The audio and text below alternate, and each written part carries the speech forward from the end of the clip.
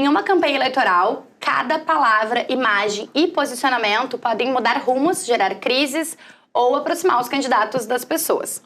E em meio à velocidade das redes, da informação em tempo real e da disputa por atenção, existe um trabalho estratégico que acontece longe dos holofotes, a assessoria de imprensa.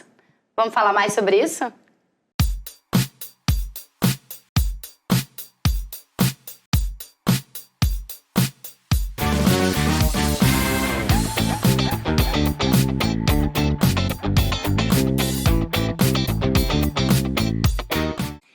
E no episódio de hoje, então, o Fala Mercado vai abordar as campanhas eleitorais. Estamos num ano eleitoral e hoje o nosso recorte é assessoria de imprensa. A gente já fez outros episódios aqui falando sobre campanhas eleitorais e outros também falando sobre assessoria de imprensa. Então, dessa vez a gente resolveu unir os dois temas para conversar com dois profissionais que fazem isso há bastante tempo, fazem disso a sua rotina profissional. Então, comigo hoje e com vocês aqui, Daia Roldão, seja bem-vinda. Obrigada. E o Roberto Vitor, jornalista que é diretor de comunicação política da Critério Opinião, Resultado em Opinião Pública, né? Exatamente. Então, seja muito bem-vindo. Obrigado, Marcos. Prazer estar aqui. Bom, gente, vamos lá. Como é de praxe, já vou logo avisando para quem está nos assistindo que neste programa o protagonismo é do mercado. Preparados? Vamos lá. Bora. Bora. Gente, vamos lá. Como eu já falei ali na introdução, a gente já fez outros episódios em que a gente fala de assessoria de imprensa aqui no Fala Mercado. Na opinião de vocês, vou começar pelas mulheres. O que muda nesse ofício quando se trata de campanha eleitoral? É o timing, é o prazo, é a pauta que é quente, é a densidade do assunto? O que muda numa assessoria de imprensa? Acho que tu resumiu bem, acho que é tudo isso. Uau! Né? Na prática em si, eu avalio... Tu tem ali, né, a questão dos prazos numa assessoria de imprensa tradicional, tu tem muito mais prazo. Tu consegue elaborar com mais tempo. Eu quero te oferecer determinada pauta. Tu vai escrever, tu vai pensar para qual veículo tu está escrevendo, né, na maioria dos casos. Se tu vai oferecer ou não uma exclusiva. Enfim, né, eu acho que os prazos, eles são maiores, né? A assessoria, nesse caso, ele te proporciona um tempinho que normalmente numa campanha eleitoral tu não tem, né? Porque numa campanha eleitoral tu tá oferecendo materiais, tu tá oferecendo textos que são disputas de narrativa, né? Tu tá disputando uma narrativa, tu tá buscando o teu eleitorado. Então, e o tempo de uma campanha eleitoral tu produziu alguma coisa pela manhã, aconteceu um fato pela manhã, tu tem que sair daquele fato ali praticamente com o teu material pronto. Claro que tu, né, dependendo do assessor de imprensa, por óbvio, já vai tu vai para aquele local ali onde está acontecendo uma coletiva de imprensa ou apresentação de determinada pauta, tu já vai com o teu material na cabeça, por tu conhecer teu candidato, por tu conhecer o teu plano de governo, enfim, tu já vai com aquilo mais ou menos elaborado, daqui a pouco até semi-pronto, se é uma Daiane da vida no meu caso, né, eu já vou com o material um pouquinho já encaminhado para largar para a imprensa o quanto antes. E também tem um terceiro elemento que eu sempre acho muito importante para as assessorias de imprensa no período eleitoral, também é a forma de escrita. Porque a forma de escrita ela é muito direcionada, obviamente, para aquele fato, né, para uma campanha eleitoral, mas tu trabalha do lado ali com o jurídico, né, com os pequenos detalhes que a gente sabe que o nosso adversário está de olho, né? Se tu, em determinada coisinha, ele pode te pescar em qualquer momento, né? Então, a legislação eleitoral, né? Até com isso, o assessor de imprensa de uma campanha eleitoral precisa se preocupar, né? Então, eu acho que seriam mais ou menos esses 3 pontos, né? O time é a questão de ser muito mais ágil do que uma assessoria tradicional, onde tu tem um tempo mais tranquilo, vamos dizer assim. Nem sempre é assim, né? Normalmente as assessorias, elas são bem mais... A toque de caixa, exatamente. Mas eu acho que é isso. Eu acho que o tempo, a forma de escrita e essa questão dos subsídios, na verdade, né? Exato, não é só também. o jurídico, não, né? com certeza, né? estratégica aí por trás. Né? Exatamente. Eu sempre digo, numa campanha eleitoral eu tenho como bíblia o plano de governo daquele candidato. Né? Nos casos, enfim, de campanhas proporcionais, se não os planos de governo, as pautas que a pessoa domina e que são as suas bandeiras, né? Então, eu acho que é por aí. E para ti, Vitor? Eu acho que é isso, vocês resumiram bem, né? A intensidade. A gente, quando está numa campanha, tem rotina de entrevistas de rádio, de jornais, de televisão, praticamente todos os dias, muitas vezes mais de uma entrevista. Tem produção de release diário, tem nota para colunista diária, tem produção de artigos sob demanda para os jornais, né? Tem muito jornal que pede texto, que pede, então é uma infinidade de materiais que a gente produz, além desse monitoramento constante, porque campanha é ataque contra ataque, né? Então não é só produzir, mas é monitorar o que o adversário está fazendo, é propor, né, ações a partir dos movimentos que ele desencadeou, né? Então é um penso estratégico elevado num período muito curto, né, numa intensidade muito elevada. Por isso que as equipes acabam sendo realmente maiores. Né? E tem um fenômeno de transformação do mercado, né? Nós temos muito mais veículos hoje, né? No passado a gente tinha rádios, jornais, alguns canais de televisão mais tradicionais.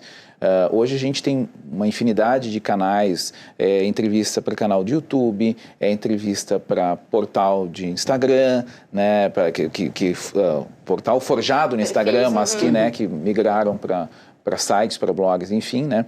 E claro que isso, à medida que democratizou também, né, que permitiu maior acesso à informação, também trouxe algumas pegadinhas, né, porque hoje, infelizmente, é uma característica desse mercado, você tem muito portal que se vende como jornalismo sério, correto, né, e acaba estando ali a serviço de um adversário, enfim, né.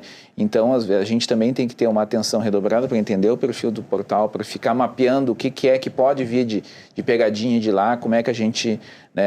às vezes uma entrevista é quase um debate. Então, é um ponto a mais. A depender assim, de quem está entrevistando e quem está sendo entrevistado. É uma complexidade a mais que foi surgir aí de 2, 3 campanhas para cá, algo de 6, 8 anos, que se intensificou essa questão, né? No começo eram relativamente mais light nesse ponto aí. Vocês falaram... Corroborando com isso que o Roberto está falando, né? Eu lembrei, a minha primeira campanha como assessora de imprensa foi em 2008, em Rio Grande, para a Prefeitura Municipal. E teve uma transformação, né? Isso que ele falou, o assessor de imprensa é tão demandado, talvez seja um dos profissionais de uma campanha que seja, né, um dos mais demandados, porque isso, naquele período, era rádio, TV e o jornal local. Estou falando no caso de uma prefeitura municipal, né? Hoje em dia, é isso, tu já tem o perfil do Instagram que trabalha com política, ou se não, naquele período vai fazer o foco total na campanha eleitoral, e é isso, o que ele falou é corretíssimo, né? Às vezes se torna um debate, porque as pessoas, elas se propõem a ouvir o teu candidato, mas daqui a pouco já... Com viés já, né? Muitas vezes. Exatamente, com aquela... A gente sempre tenta combinar. O combinado não sai caro, né? O papel do assessor, combinar também, né? Fazer combinações, mas nem sempre. Então, isso é um desafio, né? Isso é um desafio. E é isso, naquele período, em 2008, que era rádio, TV impresso local, hoje em dia tu já disputa com inúmeros veículos e com uma série de formadores de opinião que não têm a política como sua expertise, mas acham que naquele momento é a sua expertise, então... Ótimo. Deixa eu fazer uma pergunta bem curiosa, assim, gente, que até não sei aqui do roteiro. Vocês falam em time, né? E tem um time mais curto ali, a campanha eleitoral, enfim. Quando a gente fala de assessoria de imprensa para uma campanha, para uma corrida eleitoral, de quanto tempo, mais ou menos, a gente está falando de trabalho de assessoria de imprensa? 2026 é ano eleitoral. Quando que a assessoria de imprensa começa a trabalhar e até quando vai o trabalho dela, assim? Porque provavelmente o rescaldo do pós-eleição também precisa da assessoria, né? Então, assim, que período é esse? De quanto tempo a gente está falando? Então, eu normalmente já inicio nas pré-campanhas. E isso se dá 1 ano e meio antes. Uau! Praticamente, tu termina uma, já começa a outra. Tu não, né, tendo os nomes colocados, obviamente, né? tendo algumas coisas já traçadas, 1 ano e meio, 1 ano que tu já vai construindo o terreno, né? Já vai montando as estratégias, pensando como é que vai ser lá adiante, corrigindo também, obviamente, né? De um ano para o outro, a gente vai corrigir, de um ano para o outro, de uma campanha para outra, a gente vai corrigindo, vai aprendendo, vai se desafiando com novos veículos que vão surgindo, com novas plataformas. Nessa campanha eleitoral, certamente vai ser um desafio a questão da inteligência artificial, né? Que já está surgindo, e às vezes eu fico pensando assim, a gente vai conseguir controlar isso? Eu não tenho muita esperança, não, né? Eu também não tenho muita esperança, né? Então, assim, normalmente as campanhas, para mim, elas iniciam 1 ano e meio antes. E seguem até o segundo turno, a vitória, né? Então, seguem um pouquinho mais até tudo se... Ou às vezes até a posse. Também tem isso. Também tem, exato, né? também tem às isso. vezes até a posse. Vai até a campanha da derrota ou vai mais além se for vitória. Isso. Não só a assessoria de imprensa, mas toda a pré-campanha está muito antecipada. É uma característica do mercado, nesta eleição em especial. Parece que a gente já está vivendo o clima de campanha. A gente olha... tem debate, tem entrevista com pré-candidato. Gente, a gente está em maio, né? Pessoal, nem passou a Copa ainda, gente, calma. O primeiro debate de pré-candidato foi em abril. Então, assim, está começando tudo muito cedo. A legislação é clara, né? A pré-campanha é tudo aquilo que acontece antes da campanha. Então, os caras terminam a campanha e já começa a pré-campanha da próxima, né? Então, mas é isso. A assessoria, ela começa nesse tempo e ela vai ganhando escala, vai ganhando intensidade, né? Então... A depender dos rumos. Exato. A gente trouxe aqui também essa coisa de que antes era mais fácil, né? Ou pelo menos era mais tranquilo, enfim. E isso certamente tem muito a ver com a polarização, né? E claro, se a gente for falar em polarização bipartidária, ou não exatamente bipartidária, mas sempre foi, né? Especialmente no Rio Grande do Sul. Maragatos e chimangos, gremistas colorados, petistas antipetistas, bolsonaristas lulistas, enfim.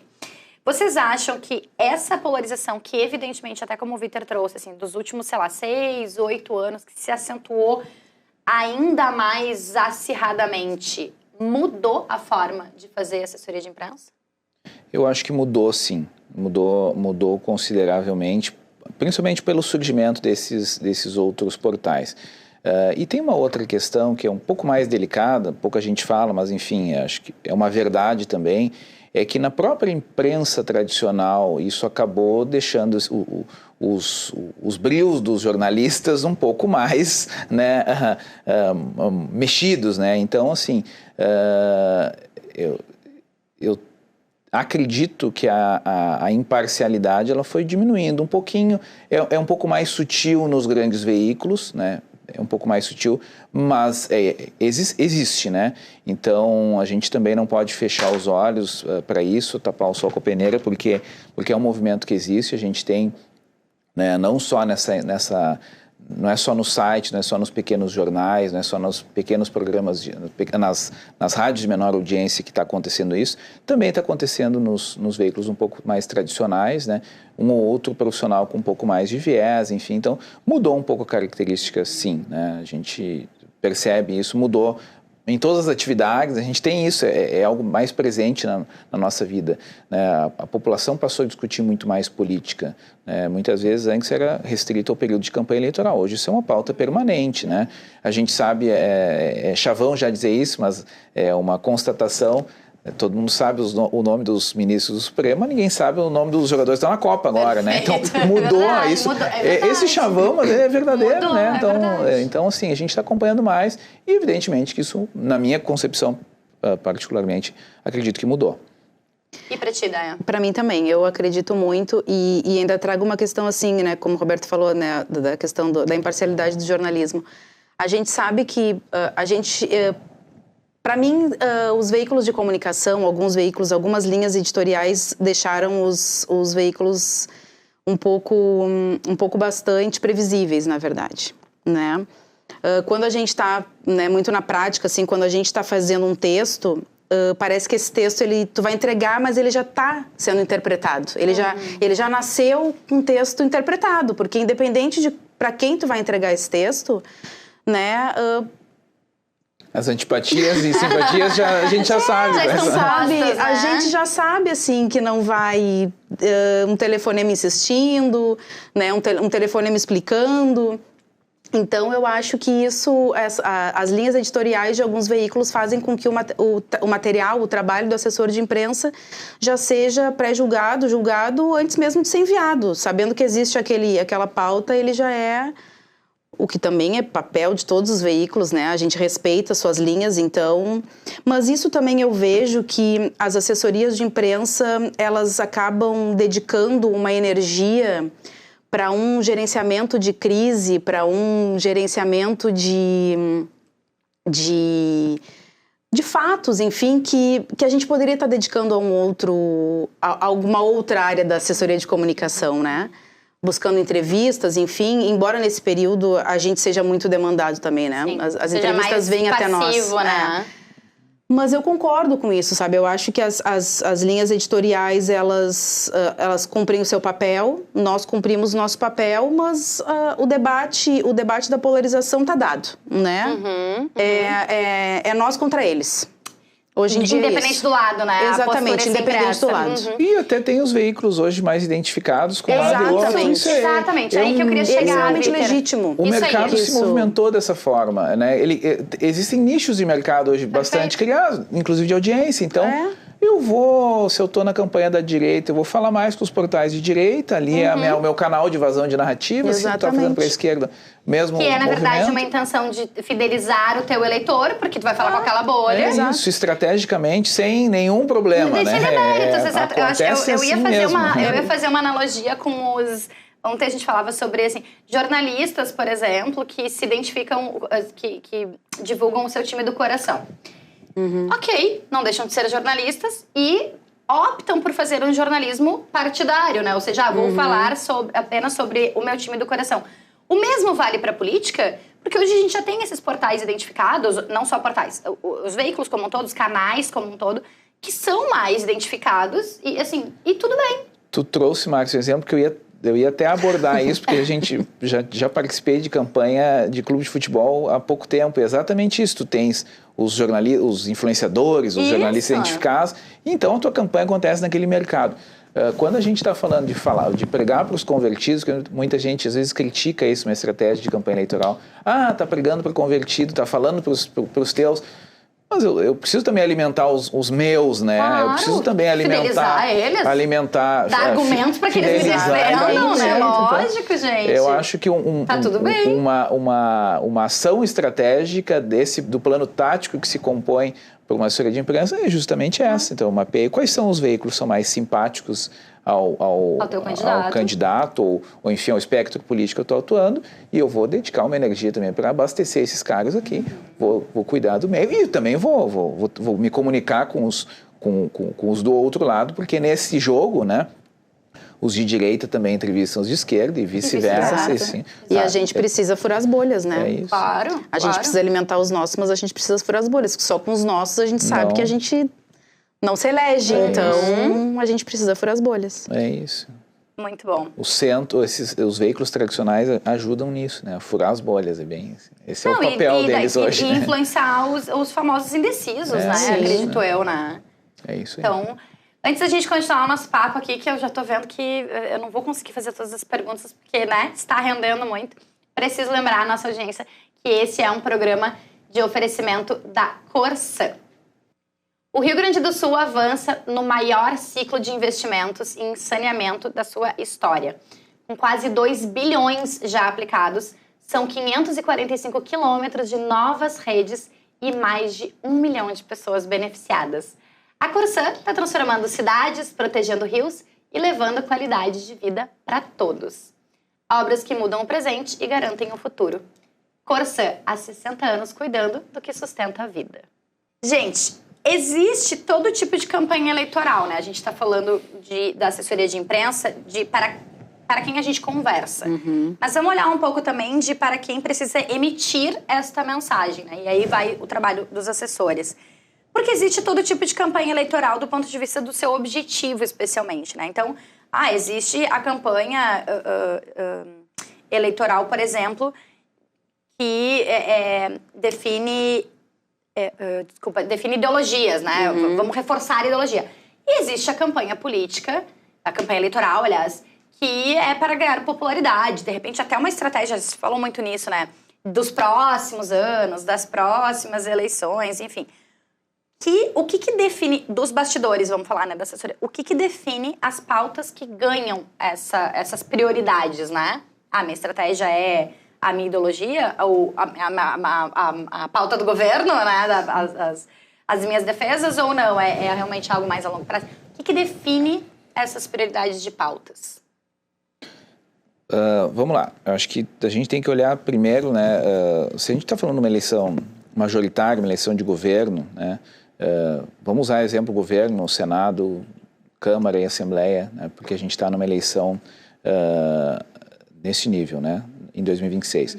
Quando a gente olha uma campanha para o governo, quem é um player relevante que pretende, né, chegar num segundo turno e vencer uma eleição, a estratégia é muito mais complexa, porque é exatamente isso, eu vou ter uma demanda muito maior, né, eu vou ter que falar com o meu espectro político, né, mas eu tenho que falar com o centro, né, eu tenho que falar com todos, porque é como que se adaia. Eu, para vencer uma eleição, eu preciso de 50% mais uma eleição de 2 turnos, né, e eu preciso necessariamente falar fora da bolha. Se eu estou fazendo uma campanha, por exemplo, vamos pegar o exemplo do Senado, né, que é uma eleição que tende a ser bastante polarizada, né,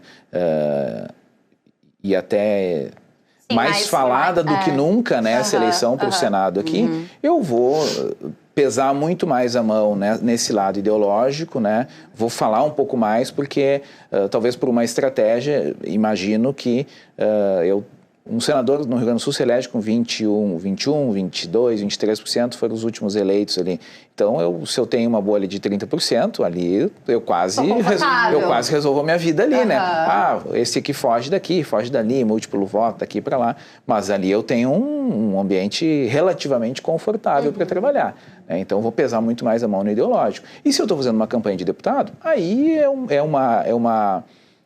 é bem mais simples o trabalho da assessoria de imprensa, porque os veículos maiores fecham um pouco a cobertura, são muitos candidatos, então até por questão de isonomia, aí eu vou usar muito mais o portal hiperlocal lá, onde aquele deputado tem base, enfim, mas aí eu vou olhar de uma outra forma, de acordo com a base eleitoral, com a ideologia, aí é uma customização ainda maior, né?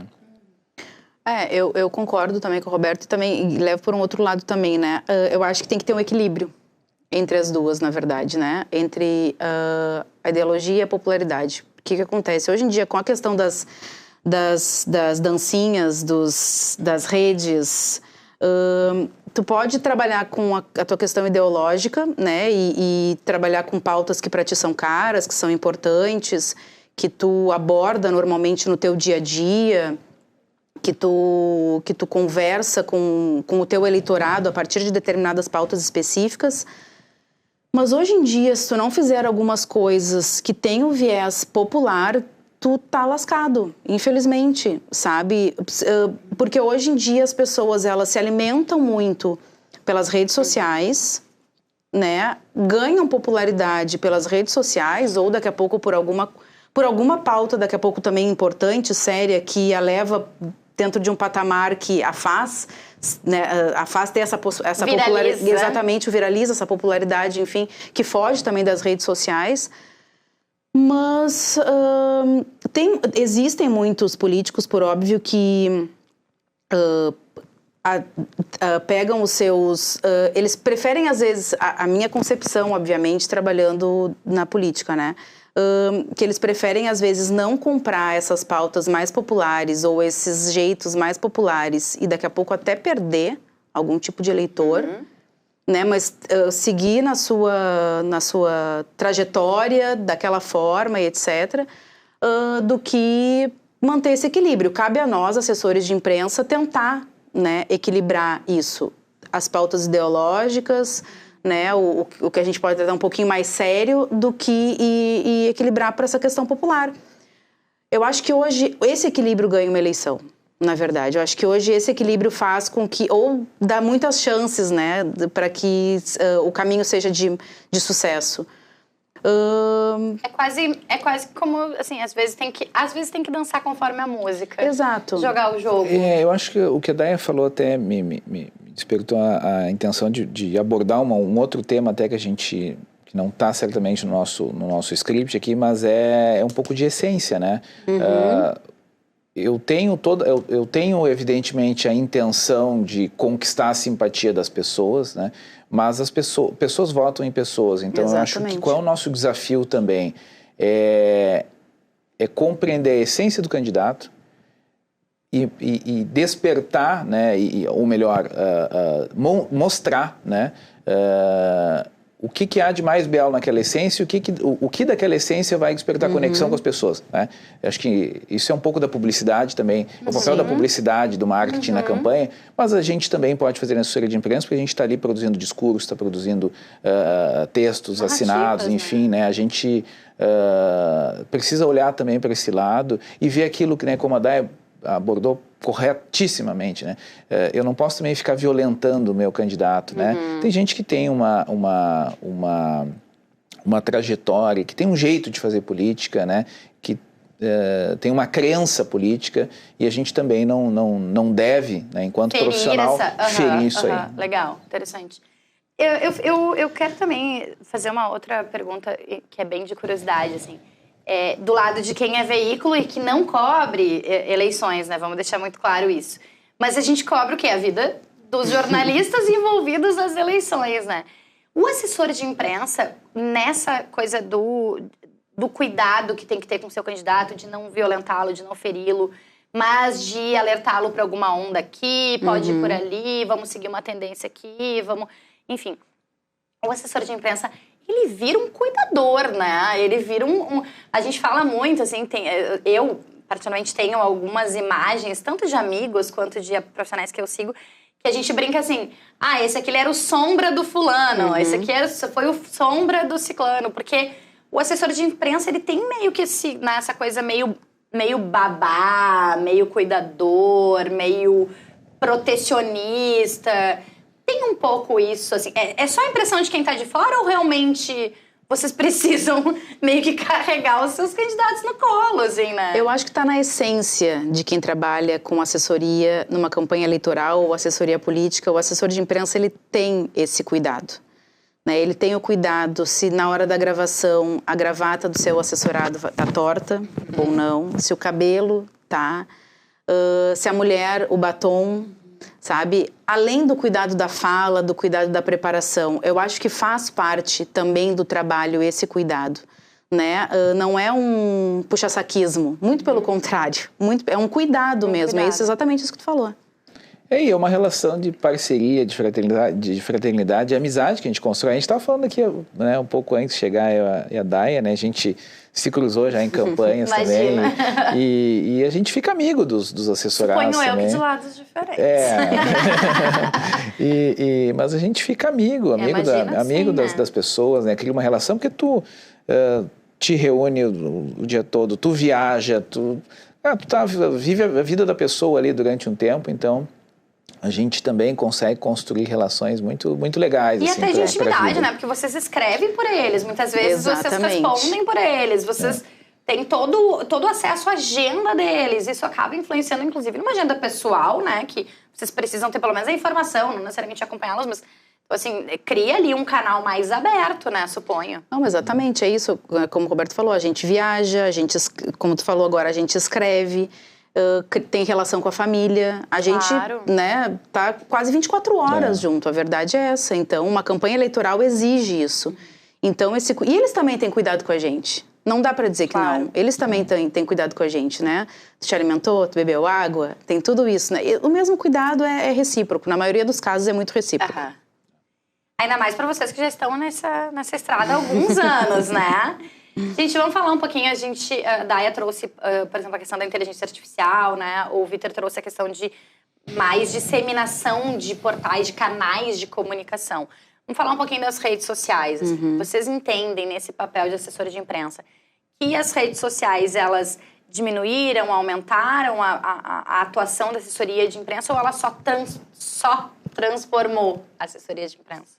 Qual vocês acham que foi o impacto? Porque quando a gente fala de redes sociais em campanha eleitoral, a gente está falando o quê? Dos últimos 15 anos, no máximo, ali, com força, né? Com força. Que 15 anos a gente está falando ainda de Orkut, talvez ali um pouquinho, ou o início do Facebook. Início do Facebook, É que eles ficaram ali um tempo, né? Eu lembro, Márcia, por exemplo, tive os dois ainda por um tempo, até abandonar totalmente o Orkut e depois abandonar o Facebook. Mas assim, vamos botar ali os últimos 12 anos, últimas 3 eleições. Como é que as redes sociais, vocês acham que impactaram na assessoria? Eu acho que os veículos tiveram que se transformar, né? Começando pelos veículos de comunicação. Os veículos de comunicação tiveram que se transformar, sair só do tradicional, agregar as redes e colocar esse conteúdo jornalístico, esse conteúdo que a assessoria encaminha para multiplataformas, né? Hoje, na verdade, é isso. E eu acho que eles se transformaram. Por óbvio, né? Eu até estava... Quando fui convidada aqui para falar sobre... sabia que era em relação à campanha eleitoral, eu falei comunicação, ok, né? E aí eu fui pesquisar, na verdade, as últimas pesquisas, né? O que saiu. E aí eu trouxe aqui um número, vou falar uma colinha, né? Que 58% das pessoas, é uma pesquisa do Datafolha de março desse ano, 58% das pessoas ainda continuam tendo a TV como seu principal fonte de informação no período eleitoral. E 54% redes sociais. Uau, mas é bem... É muito próximo. Eu acho que nunca esteve tão perto, gente. É muito próximo. Então, isso daqui já é um dado de que os veículos tradicionais, eles tiveram que se reorganizar, se adaptar para as redes sociais, para as mídias digitais. Sim. Mas, isso eu reafirmo e eu sempre vou defender também, né? A credibilidade do jornalismo, das redações, ela continua sendo muito importante. Né? Das redações de rádio, TV, impressos. Porque é isso, são pessoas... hoje a rede social todo mundo tem. Todo mundo tem um perfil no Instagram, todo mundo tem perfil no YouTube. E não necessariamente tu precisa ser um especialista daquilo ali hoje para tu ter uma rede social e falar sobre política ou qualquer outro assunto. Né? Então hoje a credibilidade dos veículos de comunicação com os seus jornalistas que fazem a busca, que fazem a pesquisa, que contatam o assessor de imprensa que está ali se dedicando, que ligam se tem uma dúvida, isso para mim ainda continua muito em alta. E precisa continuar muito em alta, né? Então eu acho que é isso, eu acho que na verdade os veículos, as redes sociais vieram muito para agregar, obviamente, né? Tá provado, tá cada vez mais, né? Os números mostram...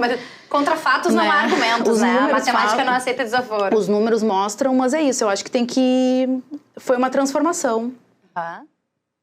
Ponto positivo, temos os negativos também, mas enfim, eu avalio dessa forma. Gosto de ver o copo cheio. Eu acho que exatamente isso, transformação, a palavra-chave é essa, porque o que eu percebo? Se a gente for olhar só mercado de assessoria de imprensa, talvez ele tenha se estreitado um pouquinho, porque você tem inclusive menos veículos hoje, né? Então acho que se a gente for olhar em fatia de mercado, né? A gente está aqui e fala mercado, né? Talvez tenha estreitado um pouquinho, mas ele não sumiu, pelo contrário, o mercado da comunicação está muito mais amplo. Eu vou te dar um exemplo. Quando eu comecei a trabalhar, meu primeiro emprego em assessoria de imprensa de parlamentar na Assembleia Legislativa, cada deputado tinha um profissional de comunicação, os que estavam muito à frente tinham 2, tinha uma dupla ali. Hoje em dia... Os que estão mais atrasados têm 2. Então, assim, equipes com 3, 4, 5 pessoas. A remuneração média subiu, né? O número de empresas cresceu, né? Os profissionais estão extremamente disputados no mercado. E não é só a disputa entre campanhas em Porto Alegre, a gente perde muitas vezes para a campanha de São Paulo, para a campanha do norte do país, campanha do Nordeste. Então, assim, o mercado de comunicação como um todo alargou muito, né? Tem muita oportunidade nesse mercado e, inclusive, se a gente for olhar em relação a outros nichos de mercado dentro da nossa profissão da comunicação, né? A remuneração média, né, também mais elevada e a facilidade de encontrar de se alocar, né, olhando o viés profissional agora, é bem maior. Eu acho, inclusive, sobre isso, Vitor, que eu acho que já foi muito bom, acho que já se perdeu, acho que agora voltou a se remunerar melhor por conta desse entendimento da valorização do profissional de comunicação dentro desse lugar estratégico, né? Porque eu venho, por exemplo, no início dali da minha carreira, que, de novo, não tem nada a ver com campanha eleitoral, mas acompanhei muito de perto muitas campanhas eleitorais. Tinha uma máxima, assim, nos bastidores ali dos jornalistas que começavam tô indo pra campanha, sai daqui pra fazer campanha. Que é assim, não, campanha é o momento de encher os bolsos de dinheiro. Campanha. Não vivi esse tempo. Gente, eu tenho pessoas muito próximas de mim que, assim, os bastidores eram isso. Não, gente, vou sair. Mas olha só, tu vai sair aqui, daí quando acabar a campanha, Não, é que agora eu vou fazer o meu colchão, vou encher o bolso de dinheiro. Acho que, então, assim, já teve isso. Já teve algo. Eu acho que veio uma leva da velha história do não, meu sobrinho faz, o primo do fulano fala, meu vizinho. Exatamente. Né? E agora tá voltando. E eu acho que agora tá voltando por entender que nós, jornalistas, profissionais de comunicação, somos necessários, né? Assim, é questão de sobrevivência ter jornalistas numa campanha eleitoral. Sim. Ainda tem um pouquinho do sobrinho que faz o vídeo. Sim. Mas é isso, é importante cada vez mais reafirmar que o profissional de comunicação dentro de uma campanha eleitoral, dentro de um gabinete, dentro de uma estrutura, né, da política é muito... Porque a gente estuda, a gente busca sempre se atualizar, a gente está sempre lendo, a maioria dos casos, né, a maioria dos profissionais está sempre lendo, está sempre buscando melhorar, para melhorar a sua assessoria, o que entrega para o seu assessorado, isso é muito importante. Então, assim, os profissionais de comunicação hoje, eles são cada vez mais demandados por isso também, porque eles subsidiam de uma forma bem melhor também os seus assessorados, né? Então... Perfeito. E o perfil do candidato também mudou. Porque o que acontece? É que nem nós que éramos uma era um pouco mais analógica, inclusive de alfabetização, enfim, que a gente viveu aquela transformação digital e hoje em dia as crianças são nativas digitais. Né?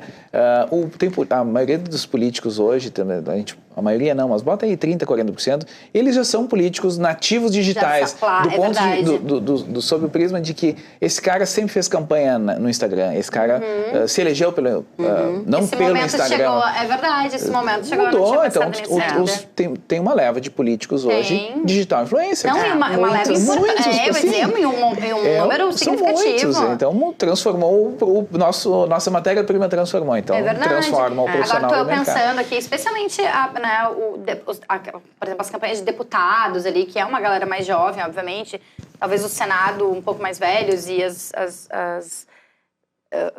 governos, efeitos, aí talvez um pouco mais velhos. Mas, de fato, assim, eu estou pensando que eu conheci, por exemplo, candidatos basicamente pelas redes sociais. Esse fulano, puxa, nunca tinha ouvido falar nele, e aí comecei a acompanhar.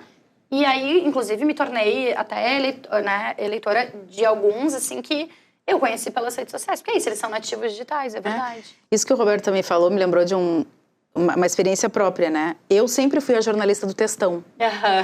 Sempre fui. Amo reportagens de fôlego. Ai, adoro. Coisa maravilhosa, escrever, pesquisar sobre aquele assunto, entregar uma coisa linda.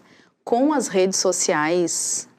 Se eu não tivesse me reorganizado internamente, inclusive, para diminuir o meu textão para um texto de redes sociais, talvez hoje eu não estivesse mais trabalhando com assessoria política. Né, com assessoria numa campanha eleitoral. O famoso tweet veio para, né? Gente... Resume num tweet. Ui! E é isso, né? O candidato, o político se transformou, o assessor se transformou junto. O assessor se transforma, o político também se transforma de alguma forma, né? Então... É um casamento. Eu tô adorando esse episódio, porque são insights que estão surgindo, assim, coisas que pra onde eu nunca tinha olhado. Muito bom.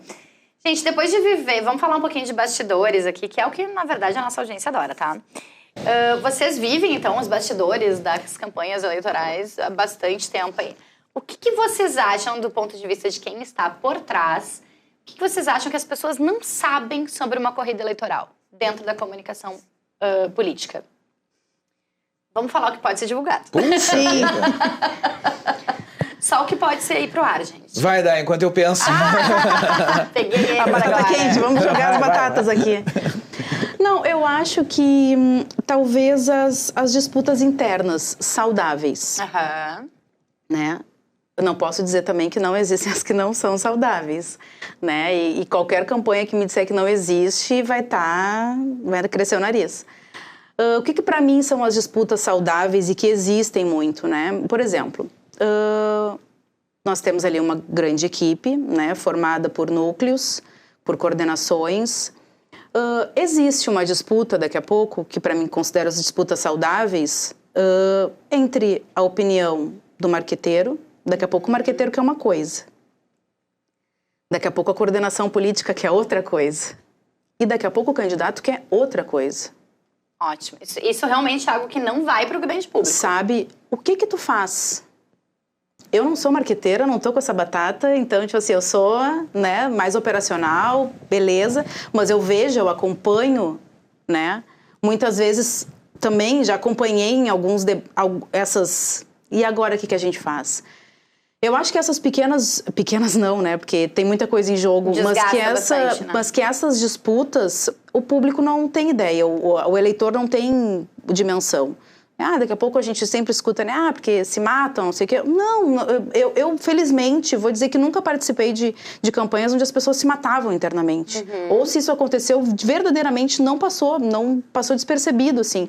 Existem momentos de tensão, em todas as campanhas eleitorais, né? Mas eu acho que esses pequenos ruídos também são válidos, para chegar num denominador comum ali que... Perfeito. Era isso para chegar... Eu acho que é interessante ver essas disputas que realmente, como eu falei, é algo que não aparece pro grande público, mas se parar para pensar que ali a gente tem alguns profissionais de comunicação, todos eles, há opiniões diferentes, querem coisas diferentes, mas é pro bem extremamente saudável, daquela campanha, né? Vamos tem que chegar num denominador comum. A opinião diferente, ela é saudável, né? Desde que a gente se respeite, que a gente construa, né? E que daqui a pouco a gente vai chegar a uma conclusão, porque tem que chegar a uma conclusão. Sim. Né? Embora as opiniões diferentes ali. E depois, por um outro lado também, aí eu já falo da mulher na assessoria de comunicação. Perfeito. Né? Hoje em dia, felizmente, existem muitas mulheres na assessoria de comunicação, mas um dos desafios, e daqui a pouco posso considerar como muitos desafios internos, é a gente estar sempre provando que somos competentes para aquilo. Né? Para além do nosso rostinho e par de pernas. Que isso também a gente não mostra, né, para o eleitor. Com certeza. Né? Mas eu acho que é isso. Eu acho que as disputas internas, saudáveis, que precisam acontecer, que acontecem, isso não chega, né, pro eleitor. Não deve chegar, pelo menos, no meu ponto de vista. Não, acho que não chega, eu concordo, Daia, porque eu não tô nesses bastidores, isso nunca chegou pra mim, ainda que eu como eu disse, ainda que eu acompanhe muitos jornalistas que estão inseridos nesse contexto. E acho que trouxe um ponto muito importante, né, que a gente sempre fala isso aqui, desse posicionamento da mulher como assessoria de imprensa, como eu disse, para além de um rosto bonito, para além de um par de pernas, para além de ser a sombra do seu candidato como realmente uma profissional. E, infelizmente, a gente tem que estar sempre trabalhando mais, provando mais e exercendo ainda mais nosso lugar de empoderamento para que sejamos valorizadas. Eu posso dizer que eu sou uma pessoa muito privilegiada porque eu sempre trabalhei na assessoria política com mulheres com grandes lideranças. Ai, que coisa boa. Mas mesmo assim, ainda são poucas se comparado ao número de homens dentro de uma campanha eleitoral, né? Perfeito. Peter.